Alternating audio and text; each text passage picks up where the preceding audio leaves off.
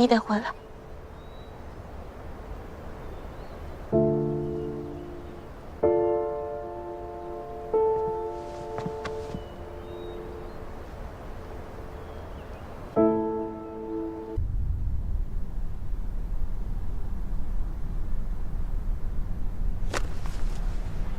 这一本，治理司弹劾六少主不遵敕令，擅自给丹川放行，僭越独断。这一本，弹劾六少主目中无人，置本川于不顾。户政司弹劾六少主对丹川主谄媚，罔顾矿脉。集市中弹劾六少主忤逆，不遵定制，先斩后奏。孤竟是不知，你胆子这么大，儿臣不敢。封路一事事关民生，时间紧迫，所以儿臣斗胆倒行逆施。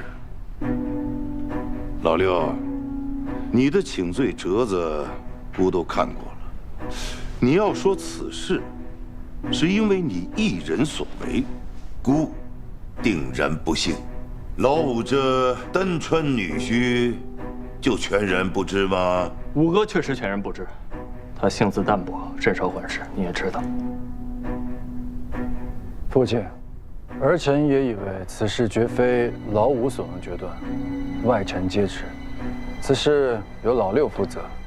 他居然敢越过父亲做出决断，莫不是他以为自己比主上更懂得拿捏分寸？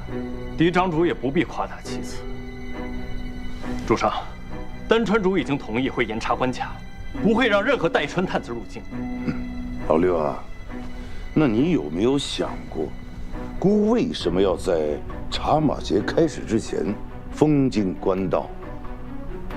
洛河镇茶马节鱼龙混杂，若代传有心，害一个探子混入其中，再经由丹川潜入同安山，涉及矿脉，你待如何？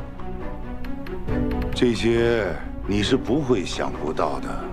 那究竟是刚愎自用，还是存心抗旨？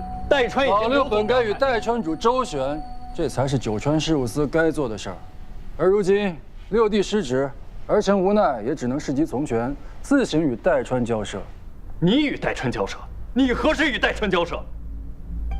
儿臣的岳丈乃是代川矿主，他已联手其他矿主说服代川主放弃同安山矿脉。如今事情已成，这是回函。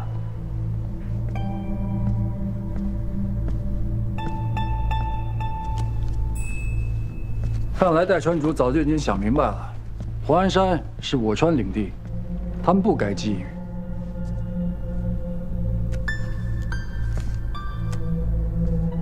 老六，你是新川的少主，不是丹川的少主。此次父亲派你去同安山，是为了让你保住矿脉，与代川斡旋。而你所做之事，与抗旨无异。但好在，大家都是自家人，请罪折子道一声僭越，也就可以高高抬起，轻轻放下。老六，你可知罪？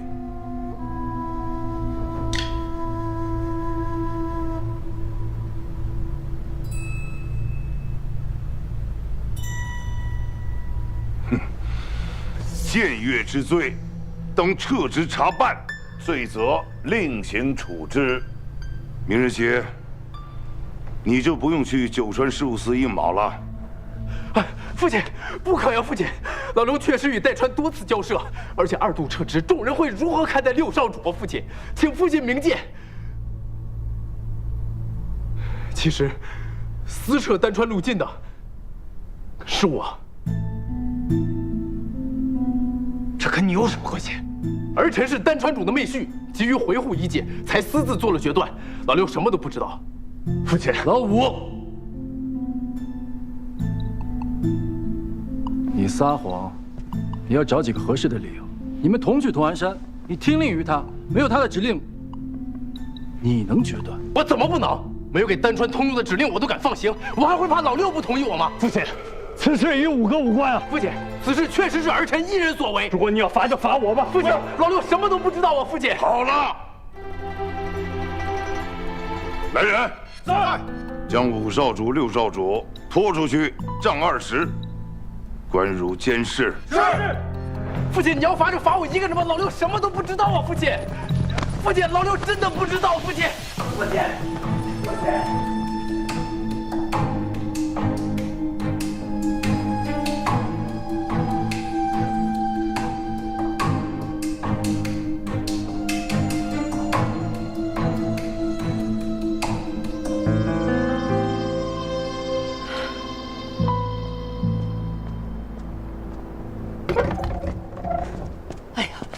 嬷嬷如何了？哎呀，少夫人，主上震怒，还说要废了六少主尊位这样的话，而且还打了2位少主好几顿呢。他平日里就犯浑，新传主对他也没有什么指望，但这头一回打这么重啊！不行，我得找我姐姐给新传主写信。哎呀，少夫人，小的虽然不懂什么，但是也能看了几分眼色。我揣摩着，这眼下呀，还是让主上把气发出来的好，咱不急这一时啊。但我怕他犯小孩子脾气，他不肯认错呀。少夫人，你就别担心了。依我看，这打了倒是件好事，说明啊，这是主上在发泄。若是连气都不撒的话，那才是真的失望呢。这天色也不早了，你还是早点回去休息吧。你看你这眼圈都青了，回去吧啊。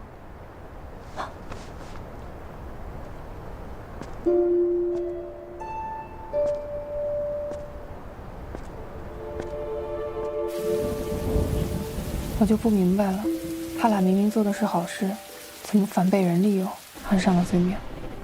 小人听说，本来都把五少主摘出去了，可一听主上要治咱们少主的罪，这五少主一着急，就说事情都是自己做的，真不知道后面会有什么结果。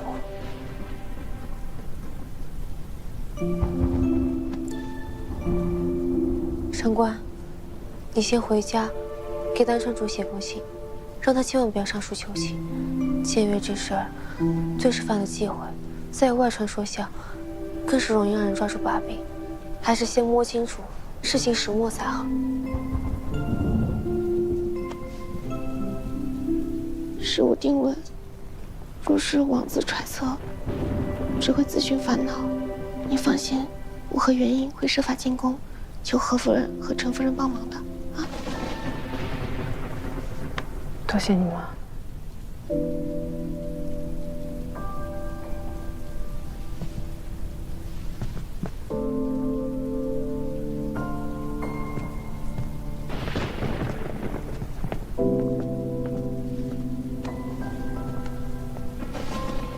会好的。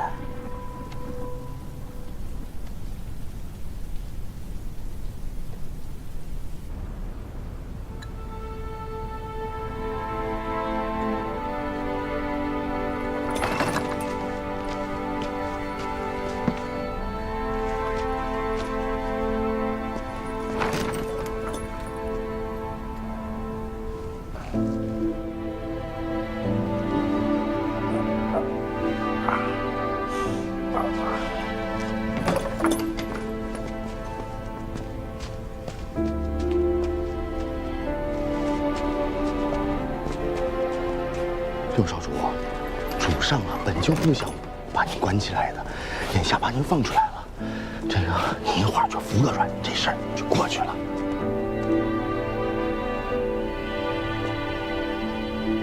主上作何决定？五少主应该是难逃责罚了，六少主，您可要顾全自身啊。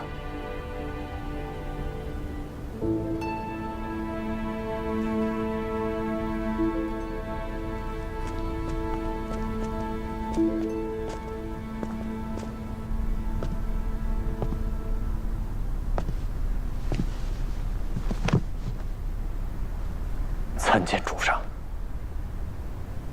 知错了吗？臣逾矩奉行，先斩后奏，另按律处理。主上若是要废我绝无怨言。但父亲能不能放了5个，此事与他无关。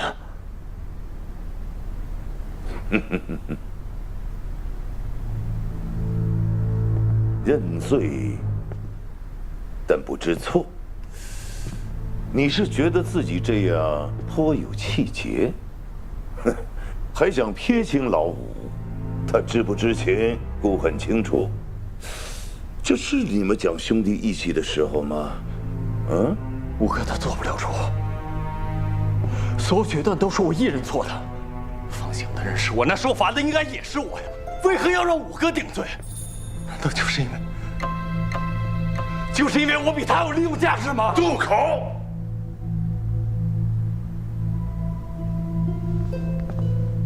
你是就这么想自己的父亲？姑可真是待你不薄。你可知这短短半日，弹劾的折子像雪片一样送入宫中，老五已经亲口承认是他自己所为。他还是单传的女婿，说与此事无涉。这满朝文武，谁能相信？可忤逆的人就是我，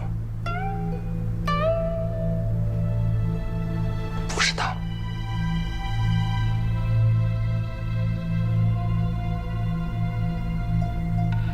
你是在逼迫姑吗？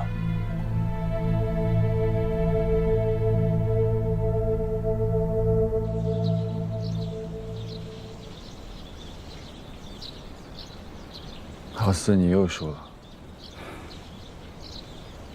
二哥怕是要把我下个月的俸禄也收入囊中了。那现在就给你个机会，让你把以前的俸禄全都再赢回去。那二哥这次想赌点什么？就赌老六吧，看他能苟延残喘到几时。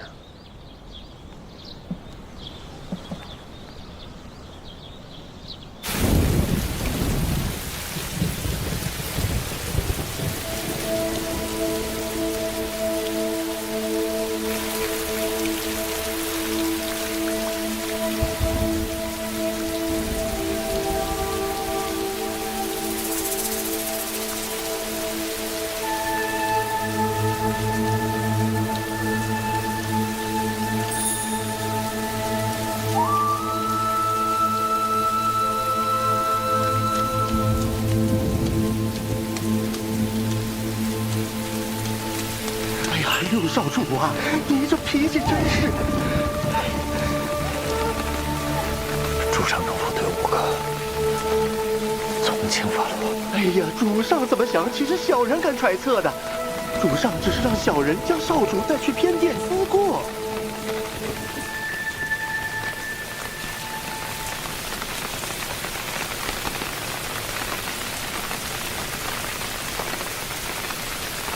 那麻烦主官帮我带句话给主上，玉镯成器，但以此为器，不以为人，貌合神离，重器去之。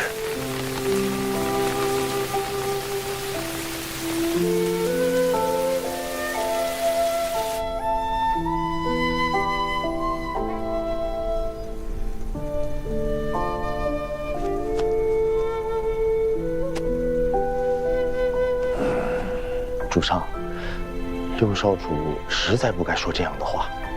主上想用他击一击嫡长主，这也是为兄弟者分内的。他呀，就是担心五少主有点昏了头。他一早便知孤用他压着老二，自愿为孤的剑刃。如今却又说姑把儿子们都当成工具，迟早儿子也要舍弃姑。主上，刘少主他只是……行了。哎呀，他现在是脑热，为了一点情谊，分寸都顾不上了。是。主上，那武少主会如何处置呀？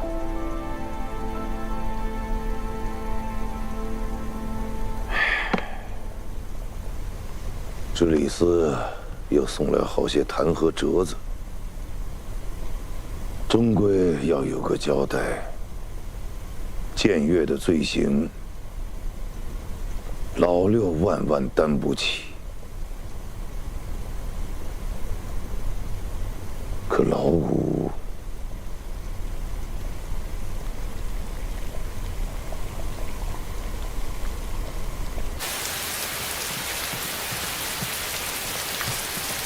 五弟妹，五弟妹，四嫂怎么来了？五弟妹，妾身与夫君都是在嫡长主的羽翼下讨饭吃的。这嫡长主让我们传话，我们不能不传。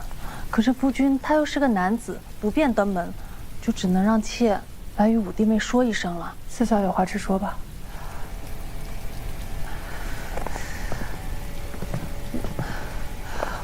五弟现在性命垂危，怎么会性命垂危呢？之前不是说只是暂时的关在牢里吗？哎呀，五弟这次犯的是死罪，这也不知怎么的，明明是六弟的事儿，可六弟现下没事儿了，五弟却落得这般田地。五弟妹，嫡长主他是心疼五弟的，不然不会让我们夫妇俩来传话。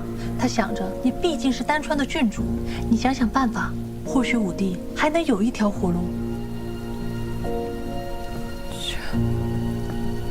主上要赐死引起。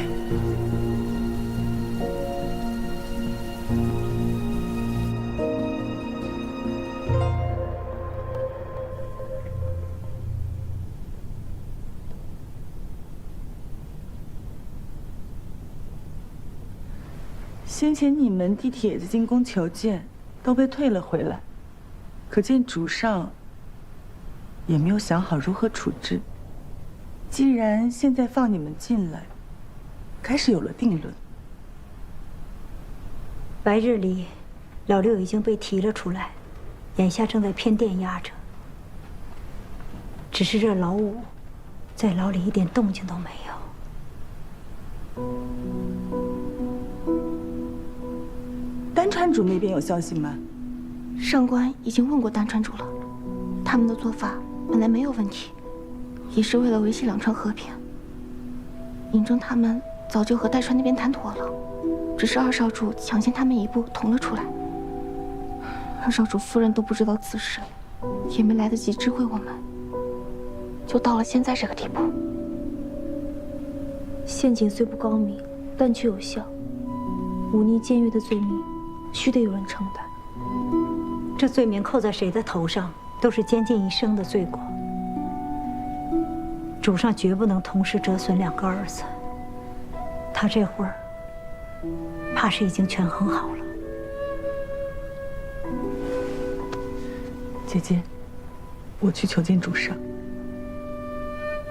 眼下你先不用去，我自己去。这世上会决断的又不止他一人。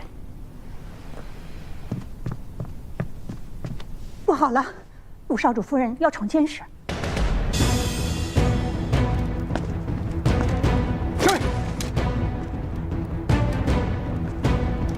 是五夫人。夫人，让开，我是来救人的，不想伤人。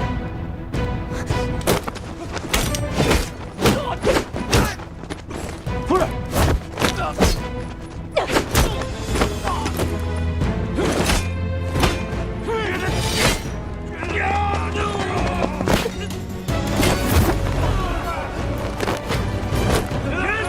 黄夫人到！上官，别打！你们怎么来了？何夫人来了，把刀都放下！谁准许你们对丹川郡主动白刃的？新川主要刺死尹琪，我要带他离开。郡主慎言，你冷静点，主上绝不会下此旨意。关心则乱是临阵大吉，仔细想想，有没有中别人的道？武帝这次犯的是死罪，明明是六弟的事儿，可六弟现下没事了，武帝却落得这般田地。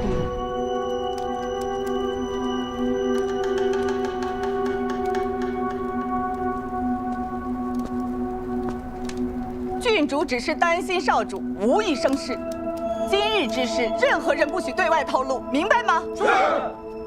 明日纯夫人就会找主上说清楚的，放心吧。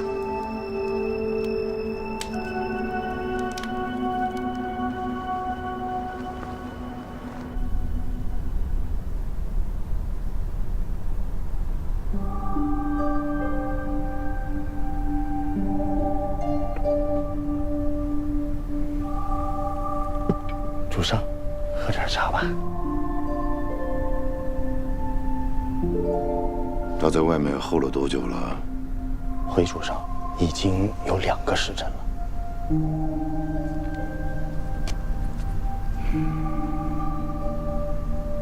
宣他进来吧。是。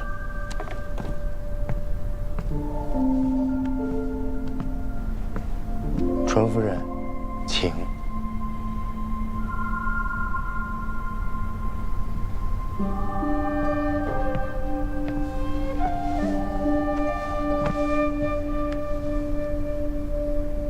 妾身教子无方，愿代此受过，请主上降罪。老五的事与你无关。不，是妾之过。妾没能教好儿子，让他更亲近主上，让主上更了解他的秉性。哎呀，你是想说姑还不了解他？恰恰相反，姑可是太知道他了。凭他的脑子，怎会插手这件事？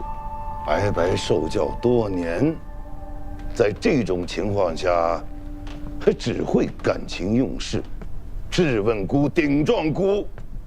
从前不知姑的儿子里还有这么一个忤逆的，他根本就是不把自己的父亲、自己的主上放在眼里。尹妻绝不敢忤逆主上，他只不过是以儿子的身份面对父亲饭吃罢了。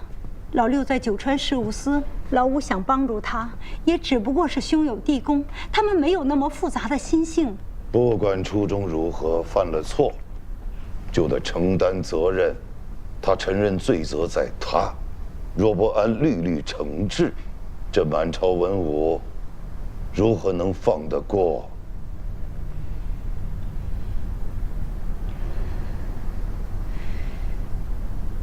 尹妻他没有能力为新川效力，就请贬他为庶民，放他离开吧。但求主上看在父子的情分上，不要囚禁他半生。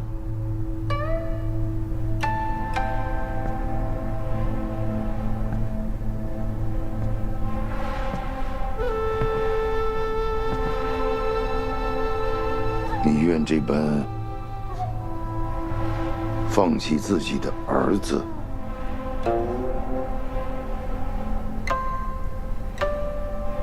尹妻没有能力，只有善心，本就不适合朝堂。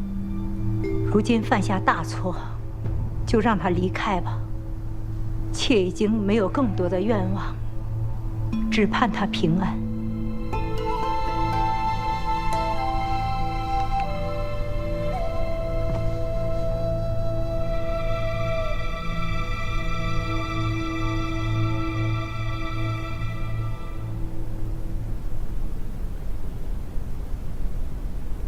少夫人，少夫人，怎么样了？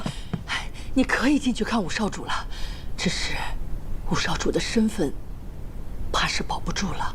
纯夫人想让你进去劝劝五少主。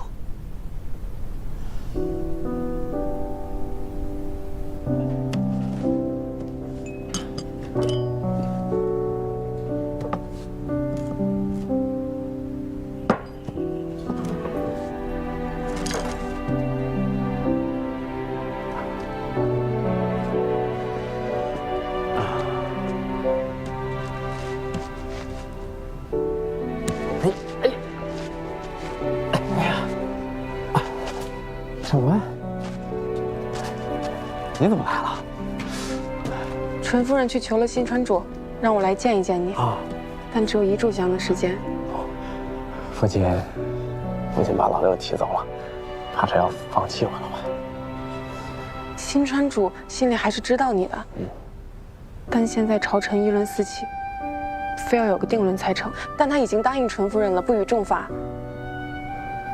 只要你以后远离朝堂，做个庶民。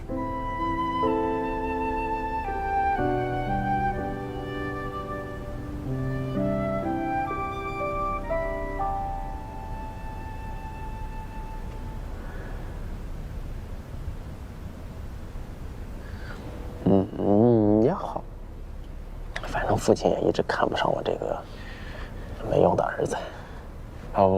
我这么点本事也成不了什么大气候。你这样更好。喂，大家都劝我让你想开一点儿，我说他豁达着呢，哪会因为这点小事自苦呢？但你看你现在这样，一副上吊的样子，让我的面子往哪儿搁？不会的，我不会让你没面子的。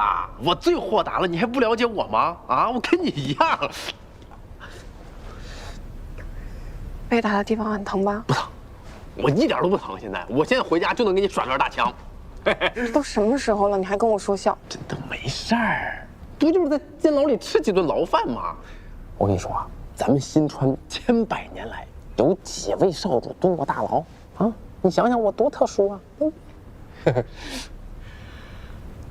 行了，你别皱眉了，丑死了。才丑。对了，给你带的，差点忘了。甜的。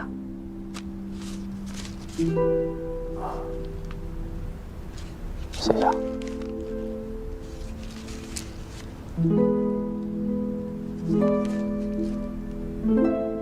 甜吗？我不吃，这是我给你带的。尝一口，甜啊。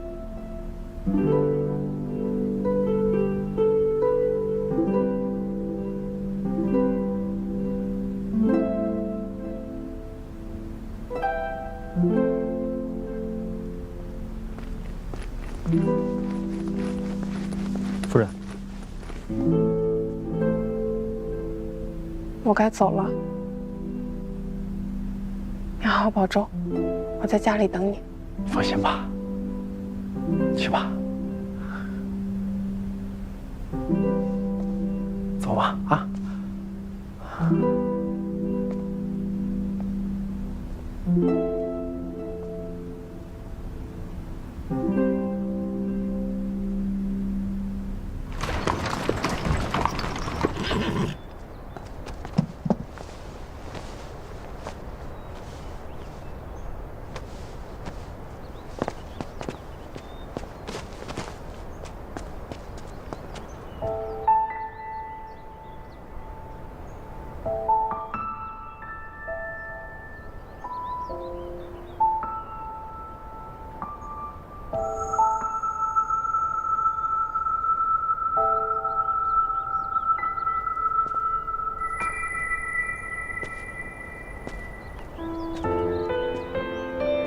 少主回来了。尹正，你的伤怎么样啊？纯夫人那边递了消息，说武少主马上就会被放出来，让你别担心。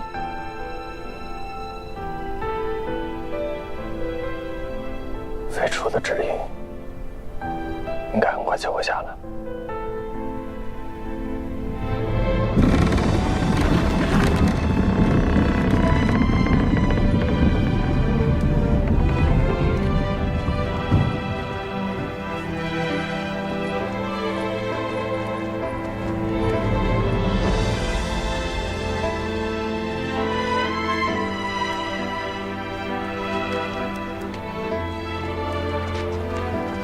行了，就站着绘画了。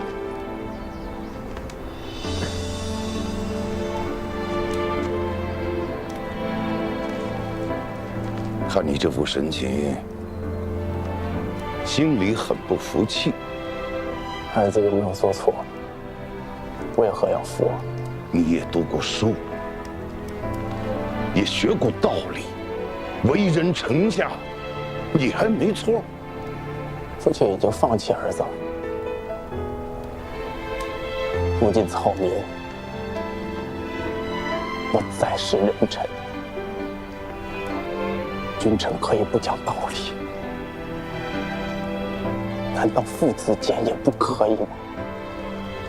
孰是孰非，父亲心里很清楚，无非就是要选一枚弃子，仅此而已。简直是荒谬！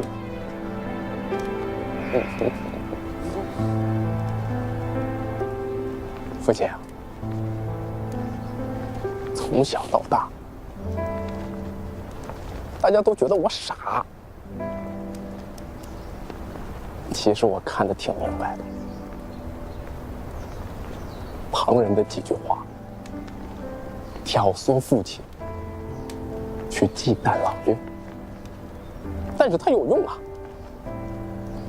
父亲只好选一个没用的儿子当了妻子。说天下怎么会有这样的父亲？外人可以只谈利弊，但是家人怎么可以不论对错？你死！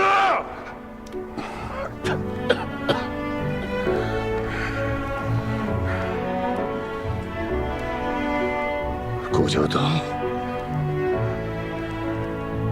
没你这个儿子，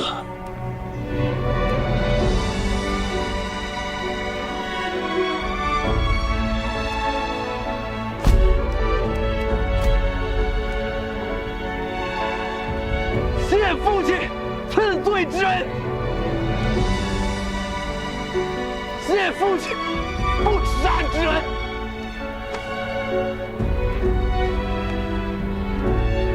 谢父亲养育之恩。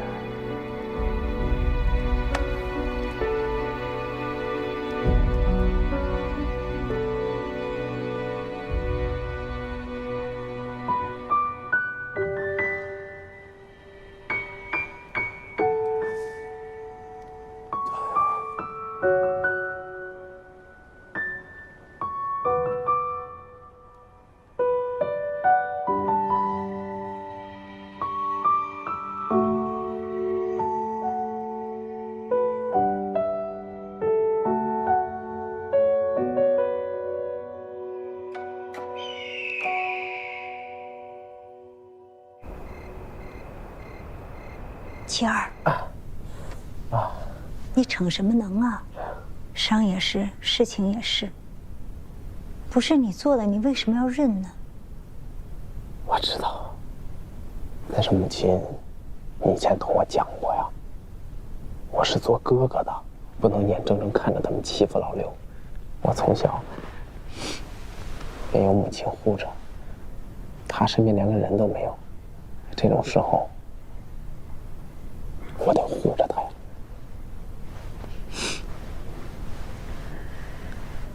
是娘不好，娘保护不了你，你别怪娘。哎呀，怎么会呢？哎呀，母亲，你看你哭什么啊？我当然知道母亲是为我好了。再说了，我不当这个少主，我还更逍遥自在了呢。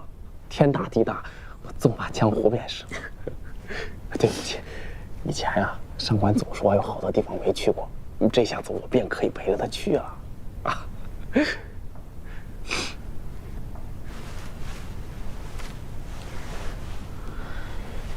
母亲，你有什么话，直说便是了。我这都是进过大牢的人了，还有什么经受不住的？七儿，如今主上废了你少主的位置，所有的荣华都要收回。上官是郡主，按照九川联姻的规矩，他是有权与你和离的。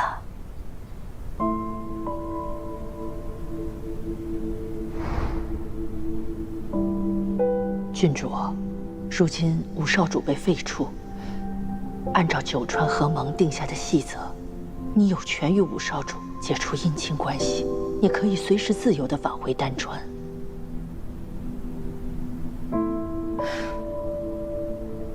劳烦嬷嬷转告陈夫人，我上官静，不管尹琦是少主还是乞丐，我都不会在这个时候抛弃他。这日后，郡主你怕是要吃很多苦。我何曾怕过？五少主也是豁达之人，不会在意这些有的没的。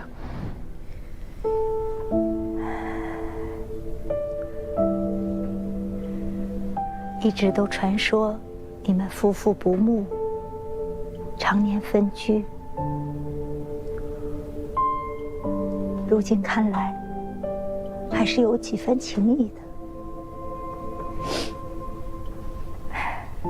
我倒很开心看到这一幕，你不至于沦落到孤家寡人。可她毕竟是别人家的女儿。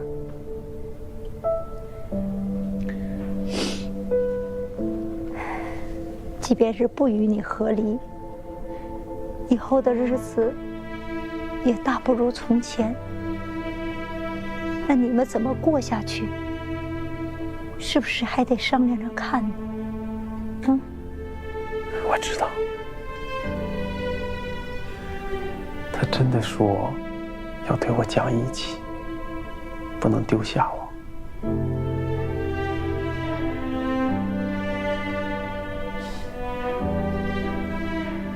傻子，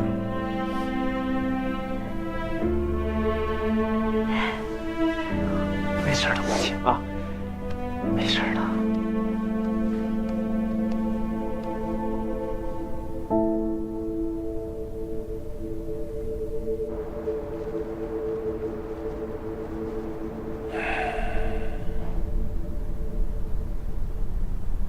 明日诏告，将五少主尹琦逐出朝堂。那些女子开的酒楼铺子，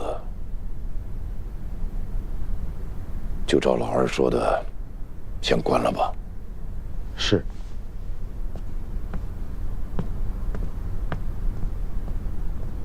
天下怎么会有这样的父亲？外人可以只谈利弊，但是家人怎么可以不论对错？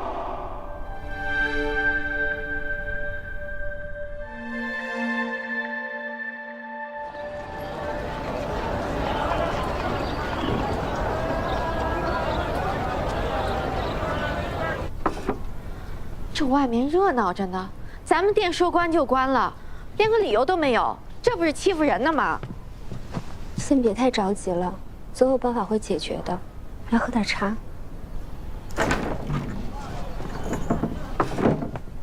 你们回来了，到底怎么回事啊？啊？嫡长主进言，让主上下令六少主停职，咱们的酒楼跟店铺也得跟着关门。这个嫡长主怎么老是跟我们过不去啊？他一直忌惮尹征用这酒楼拉拢外省的人，所以才……他娘的，这个王八蛋怎么还没死呢？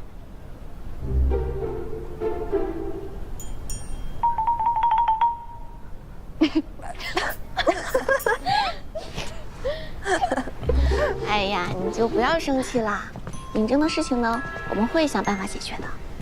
这酒楼和铺子也不用放弃，重新开业之前，可以先用之前积攒的盈利撑一撑，交上房租，然后再轻轻库存，降价出售，也能换些应急的钱。这些账我是刚理的，只要撑过这段时间，酒楼一定会重新开业，大家不要担心。嗯，那我去算算还剩下多少现钱。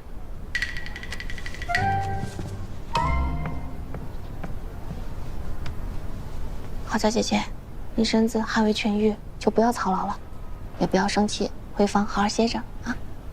我身体好多了，这段时间也多亏大家的帮忙照顾，现在出了麻烦，我想帮忙，所以有事情大家一定要跟我说。真想把尹松抓起来，打爆他的狗头。稍安勿躁，你们府现在已经很不容易了。若是你再闹起来，还是会将丹川也拉下水。君子报仇，10年不晚。等这一切尘埃落定，再动手打他也不迟。怎么打，打几次，下手多重，我都已经计划好了。想的挺多的嘛你，厉害。消消气，喝个茶吧。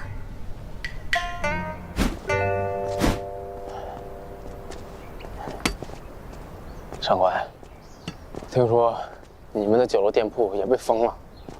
是啊，这要是在我们丹川，根本不可能发生这样的事情。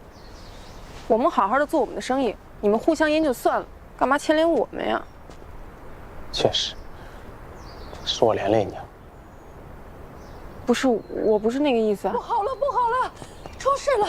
少主少夫人，怎么了？宫里来了旨意，说呀，吴少主穴位下放，按照惯例得搬出卓园。内务府啊，已经派人来清点了，石少主还亲自来了呢。把这些东西都给我清出去啊！我二哥可说了，这院子呀，以后就留给我开府用。哎，把东西都给我放下！上官郡主还是这么的威风。可如今你们家老五啊，已经不是少主了，宫里要把这卓园清出来，这是规矩。怎么，你们家老五忤逆犯上，您想试试啊？我是不是少主，你都得唤我一声五哥呀。清理卓园是内务府的事儿，你凑什么热闹？清理卓园是内务府的事，跟你有什么关系？我的天！哎，你都这样了，怎么还端着呢？我是奉我二哥啊嫡长主的旨意，为的就是防止某些被开除少主级的阿猫阿狗啊，他赖着不走。再给我说一句，怎么着？还想动手是不是啊？我告诉你啊，上次酒楼那事儿我还没找你们俩算账呢，我跟你们俩计较。今时不同往日，你们家老五现在什么都不是，你还想跟我动手？你配吗你？老师啊，风水都是轮流转的。如今你这么风光，可有想过以后啊？我早就想了，我的风光还在后头呢。等我二哥什么时候，你和老六啊就彻底玩完了。知道父亲为什么这么轻易就把你给废了吗？还不是因为你不中用吗？一个被除名的少主，真够你留名青史的。护驾，护驾！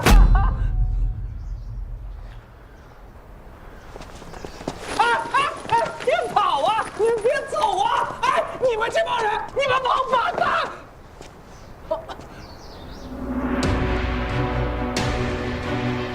行啊，我不跟你办见识。我母亲是川夫人，我二哥是嫡长主。你个单车烈马，你还护肤你啊？我告诉你，你们家老五根本就不喜欢你，他喜欢的是郝家那种小可人儿。你看看你自己的样子，不自量力，我真的不知道说什么，整天耍个大枪。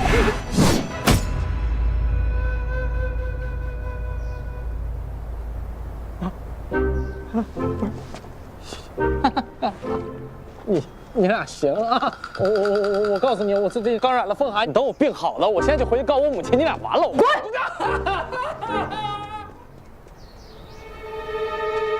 上官，用不着跟他们一般见识，就这样吧。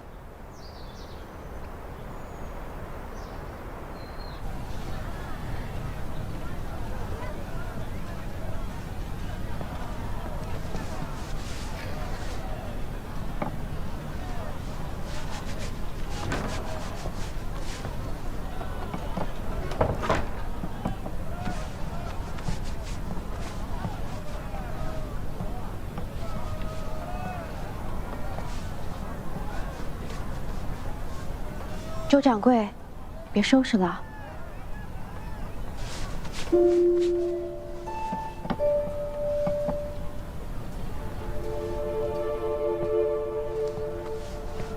这酒楼还不知道什么时候开张呢。我就想着每日勤打扫些，到时候万一开张了，也不至于手忙脚乱。这一次和岳侯爷那次情况不一样，这酒楼的前途难料啊！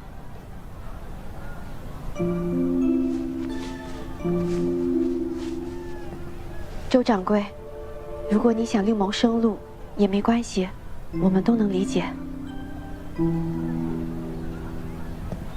东家，自从几位东家接手了这间酒楼，一直对我都很好，甚至是对我像家人一般。即使都这么难了，也不会对我这种伙计一般的人克扣1分钱。我又怎能干这样忘恩负义的事，在这种紧要的关头只顾我自己呢？真是不知道要熬到什么时候，之前的营收还能撑一些时日，恐怕……海棠姐，上官，这个你先拿着用。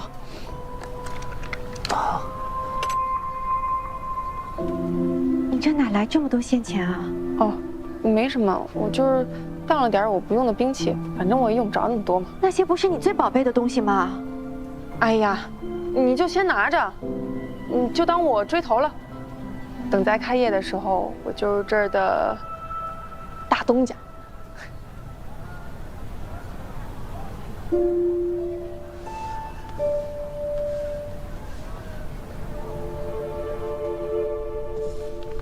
酒楼停业，咱们的女子商铺也会被迫关闭。现在我们每日的房租、聘用的掌柜、伙计，最低开销每日也得132两，还有节气姑娘们的日常生活。我算了算账，之前的积蓄最多能够维持2个月。从明天开始，我们大家清一清库存，把东西都降价出售，能多换点钱。要做好短期内不能再开张的准备了。嗯，明日玉屏玉展也会来帮忙的。我也和你们一起。少主出面，恐怕是不妥。都是受我牵连，我不能坐视不管。只要有什么我能做的，我也想尽一份力。你不要内疚了，这不能全怪你。我们有福同享，有难也得同当。只要我们在一起，所有问题都可以解决的。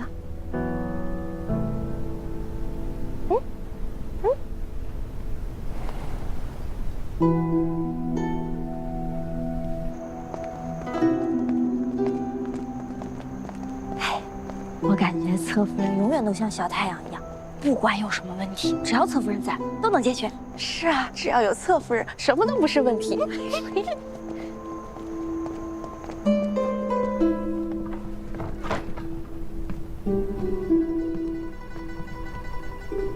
侧夫人，我们明天什么时辰去酒楼啊？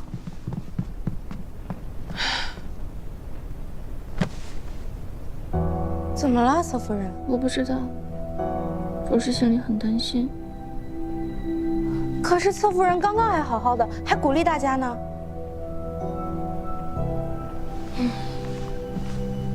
如果大家都这么沮丧着，没有一个人鼓劲儿，那才是真的不好。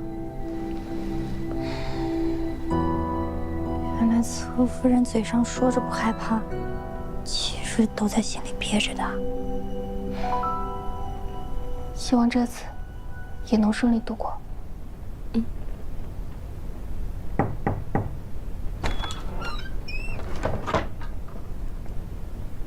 侧夫人，苏总管，侧夫人，这是少主特意吩咐小人给您送来的安神香，助眠。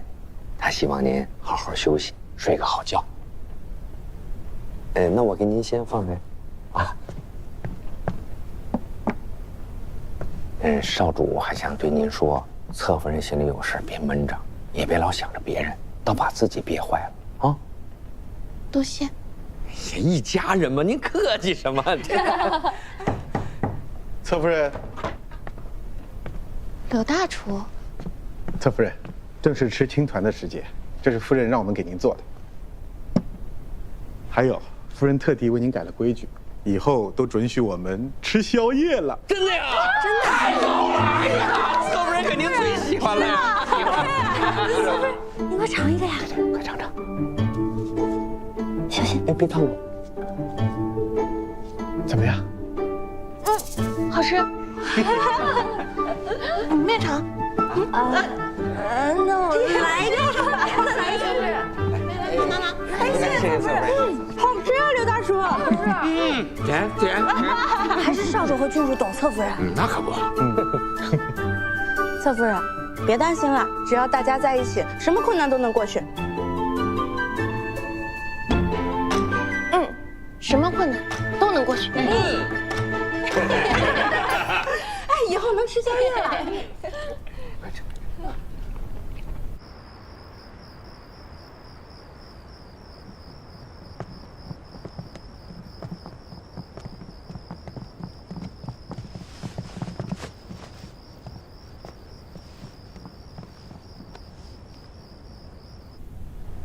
嫡长主本是要废我，眼见不成，最终还是断我一臂。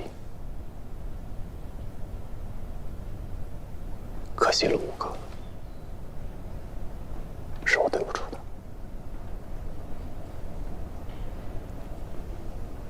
行到水穷处，坐看云起时。既然主上择定由5少主受过，那就说明主上要保你呀。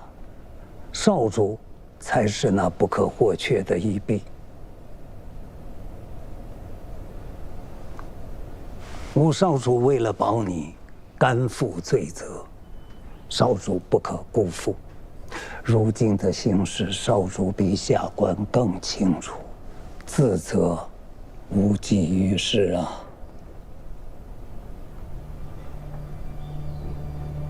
既然2少主想和我斗，然后就让他自食其果。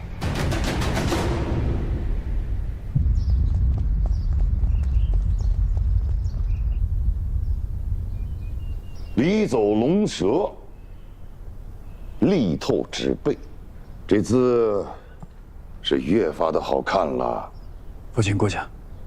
主上对松儿一贯严苛，为得您一夸，他练字从不曾懈怠。后来上朝也是夙夜忧心，想要为主上分忧。哎呀，你总是在姑面前夸他的好，姑看，在你眼里，你的儿子就没有做错的地方？儿子不敢。妾也不敢。松儿在主上眼前哪敢行差踏错？您的教导，他每一句都记在心里了。是啊，最近护政司的事儿确实办得稳妥，假币也收缴得差不多了。几事中都在说旁的桩桩件件都行事周全，确实有几分嫡长主的样子了。姑还有要务，就先回去了。恭送父亲。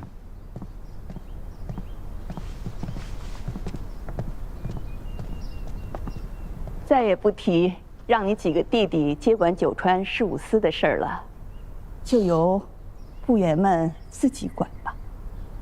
父亲是明主，都是那些庶出的心生妄念。哼，父亲跟我说过的，说将他们安插在我身边，是为了激励我。你的人消息不会错吗？陈曦真的潜回新川了？他应该是还有些事情和嫡长主未了。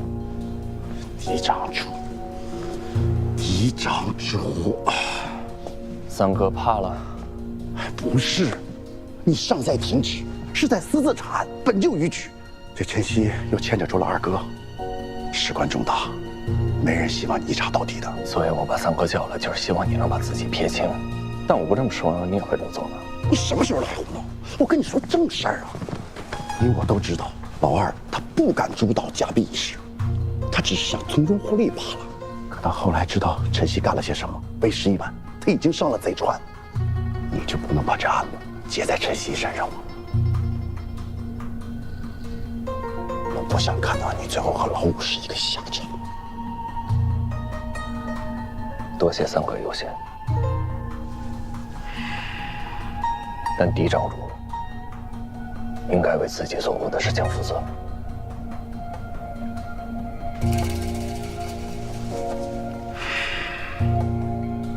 那你想什么时候办陈曦？今晚。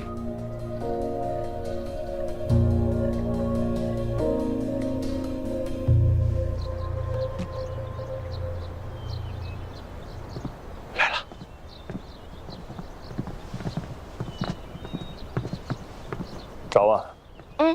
我做了盲品菜，为酒楼重新开业做准备，想让你试试。盲品菜。就是用一个密封的容器，例如鸭腹、冬瓜、铜钟等等，把食材包裹起来。客人在没有打开之前是不知道里面是什么的。如若你都喜欢，那别人肯定会喜欢。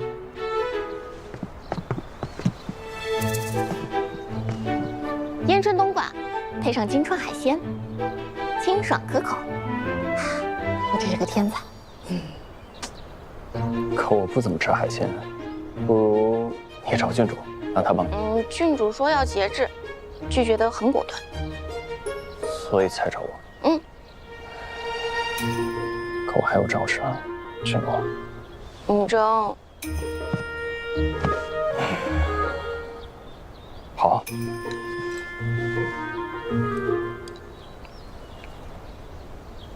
好吃吗？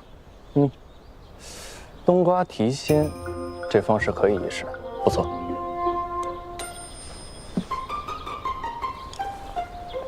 那现在是不是没那么紧张了？你晚上有大事儿，我怕你紧张，所以打个岔。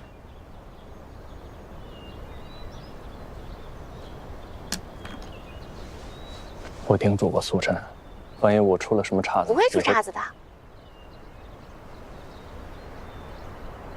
可我私自查案，就算抓到了人，也有可能被罚，被贬为庶民。你不怕？那这样子好啊，这样就跟我一样了。我的神仙六少主终于要落地成凡人了。你饭量小，我养你没问题的。你笑什么？我家中也是有1亩3分地的，还有鸡、鸭、牛、羊、驴，院子里还有一棵桂花树呢。到了秋天可以酿酒喝。不过你可不能白吃，得干活。好。听你的。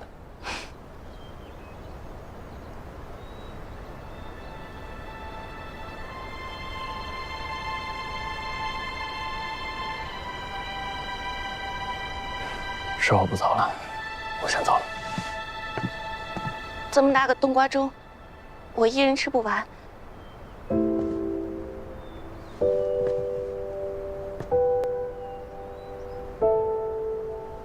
你得回来。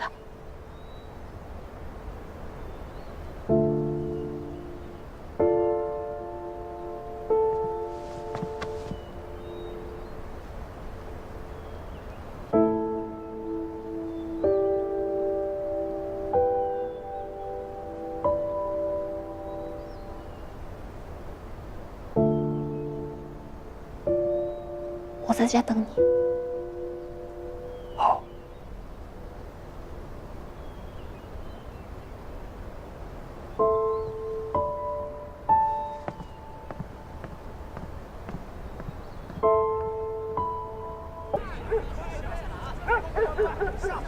磨蹭什么呢？哎，拿这个兜啊！哎，姐，咱回来不是投奔二少主的吗？他咋把咱丢这儿不管了？嫡长主也是你能编排的，只要咱们对二少主尽忠，他自会许我等前程。来，继续，来劲爽！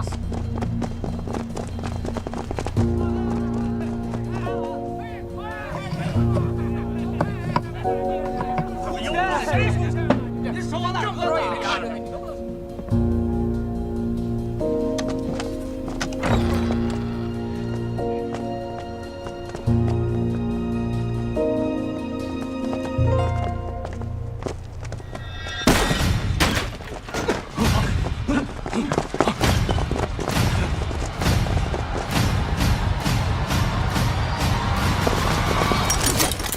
全部拿下，留活口。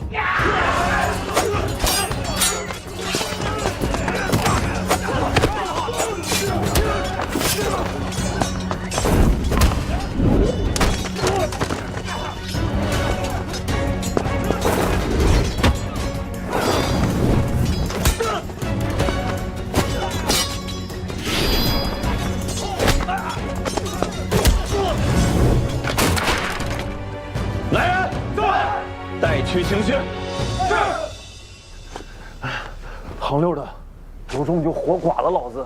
我要皱一下眉，就你孙子！我还未自报家门，你就知道我行溜。看来嫡长主没少提起我。什么他妈狗屁的嫡长主，老子根本就不认识。都招了。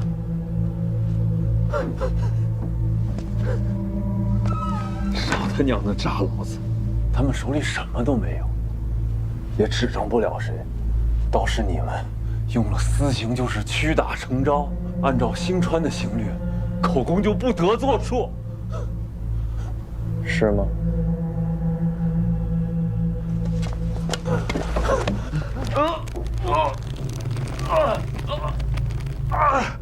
西爷如此嘴硬啊！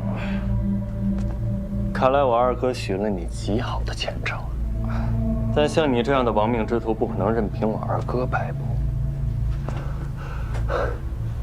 你一定留了他的把柄吧？他给你写了文书。刘少主，你想象力也太丰富了，什么他妈狗屁文书，老子根本都没有。你不说，我可以一处处的查。你进城以后，我就派人跟踪你。你先去了驿站，然后去了酒楼，再是去了茶肆、当铺。你又不缺少银两，你为何要去当铺？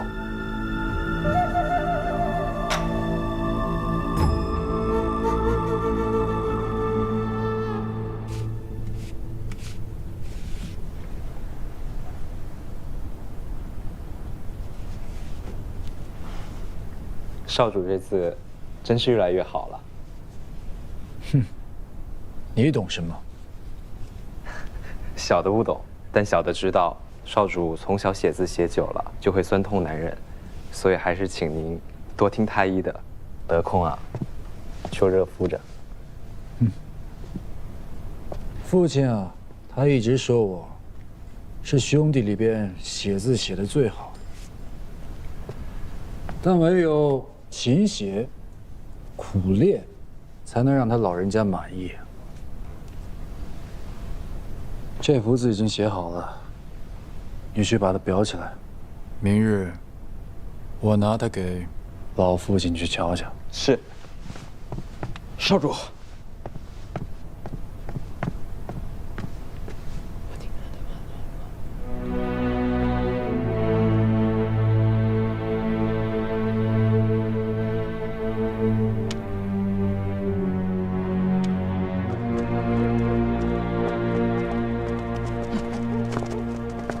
刘少主先行一步去取证据了，我们尽快将这些人送往刑狱司。是，走。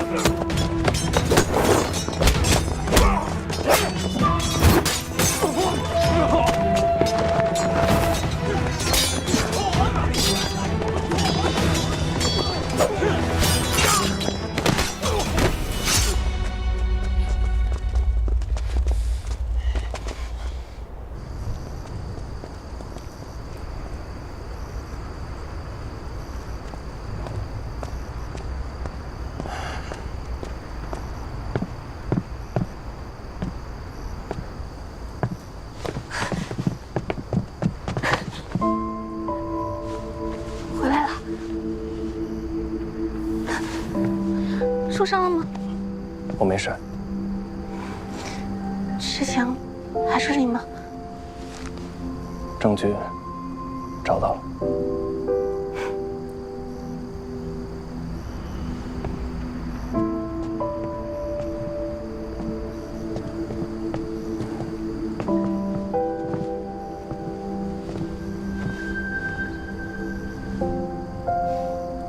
都已经拿到证据了，怎么还是不太高兴啊？这一旨罪状告到主上，嫡长主难逃一死。我想过无数次要一笔之道还施彼身，但如今真走到这一步，就有些犹豫。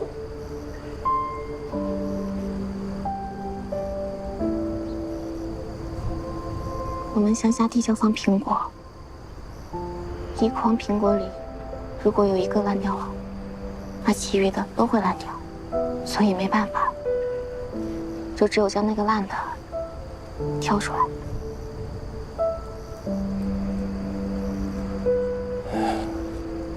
可人到了某些位置，终究会身不由己。我怕我也会变成那样。你不会的，你本性就不是个坏人。但如果真的有一天，你真的在某件事情上犯了错，那我也不会离开你，我会打你骂你，把你打醒骂醒。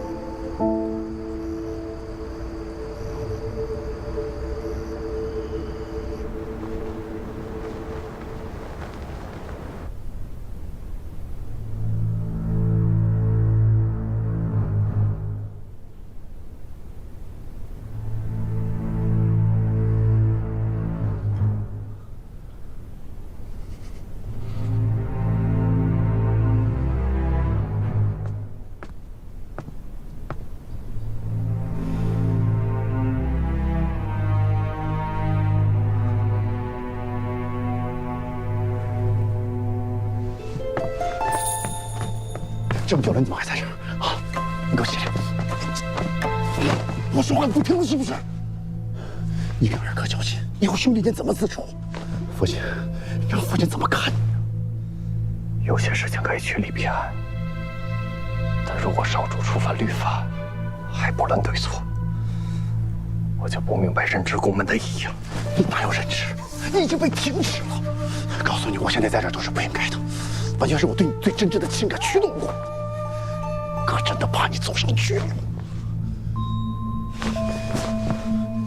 你这是在负伤你哩。三哥，我不是意气用事。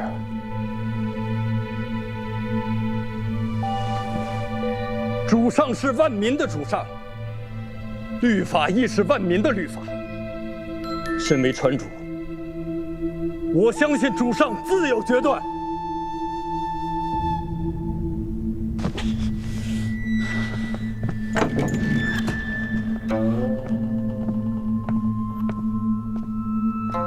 六少主，请。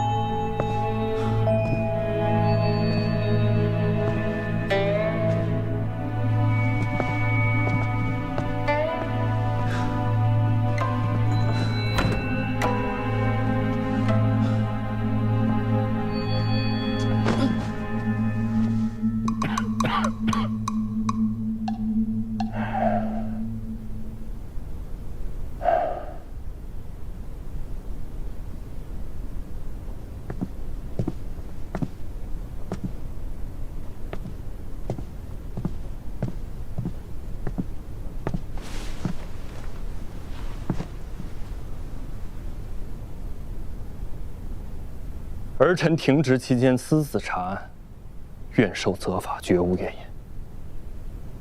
但假币案已水落石出，还请主上决断。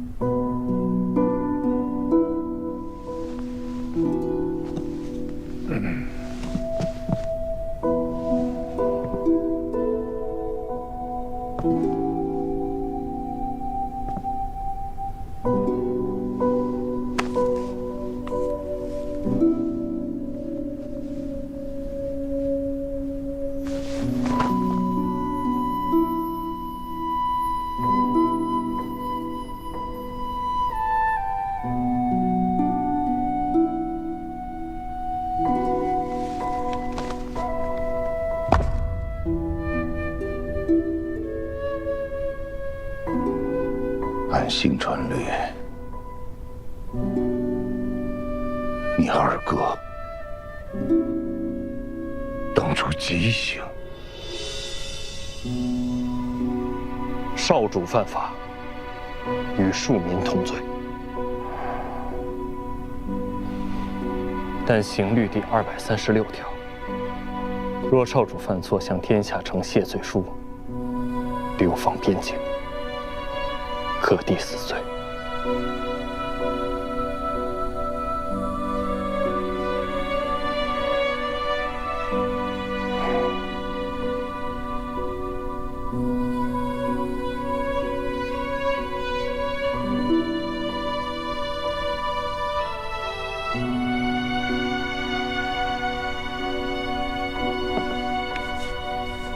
主上，小人帮您揉揉吧。头风是顾忌，不下猛药，就只是延缓罢了。老六是什么都想到了，他私自查案翻经，可是他找到了证据，姑就不能罚他落人口实，连对老二的处置，他都替姑做了决定，将老二流放到苦寒之地，就可以免他的死罪。姑只能按他说的做。主上，六少主这么做，不全是为了自己，也是为了保全主上的儿子。他确实不只是为自己，可缘何要这么做呢？是人都有眼睛，看得明白，真是费心了。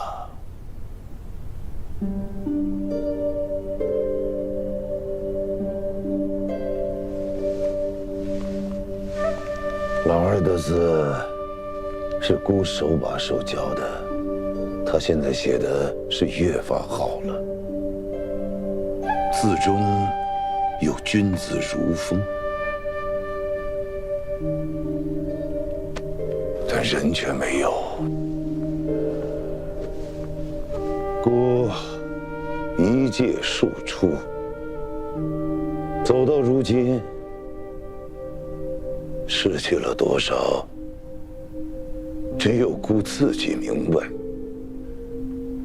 从那时候开始，姑就在想，一定要好好抚养自己的嫡长主。他既为嫡长，就不会再经历姑从前经历过的一切。姑严格要求他，将他抚养成人，他就能一生顺遂。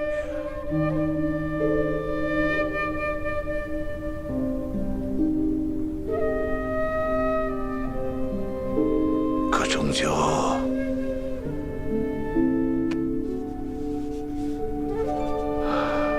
或许经此劫难，嫡长主终能醒悟。